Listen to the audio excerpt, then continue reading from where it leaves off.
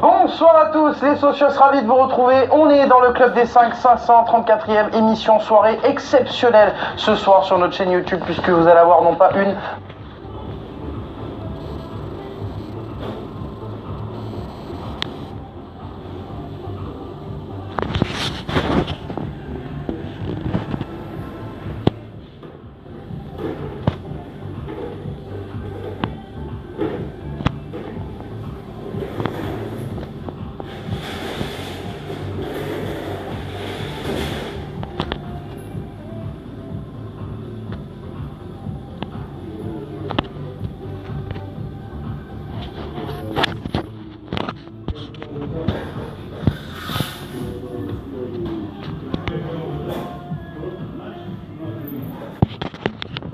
ouais, parce que c'est vrai qu'ils ont beaucoup lâché la balle aussi en deuxième mi-temps quand ils menaient 2-0, notamment Elton. C'est là aussi où ils sont intéressants, c'est que quand on parle de continuité dans les idées, dans les prestations, c'est qu'à un moment donné, on sent que l'Algérie ce soir ne panique pas à 2-0. On peut paniquer en huitième de finale. On sait que si on prend un but, si on recule un peu trop, le scénario peut totalement basculer. Là, non, on a senti que les Algériens étaient restés costauds. C'est ça, c'est force tranquille, et je vais m'inscrire dans ce que disent les deux protagonistes, à savoir qu'ils sont totalement dans le vrai.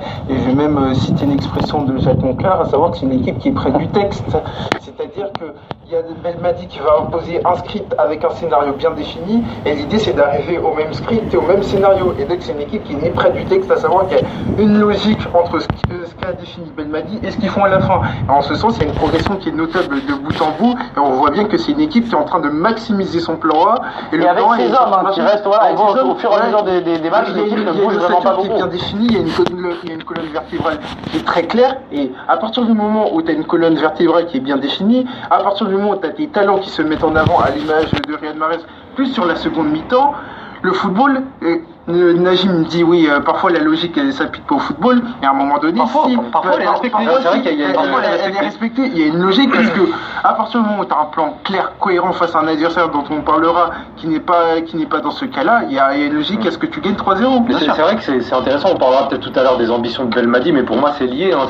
Il a mis en place un plan, et on pourrait parler par exemple de l'entrée d'Adamounas contre la Tanzanie. On le disait, ce match-là, il servait pour Belmadi à faire tester et chauffer ses remplaçants. Adamounas, c'est le plus illustré. Résultat, il le fait entrer en jeu en priorité, sachant qu'il avait quand même déjà pas mal de crédit auprès de Belmadi, mais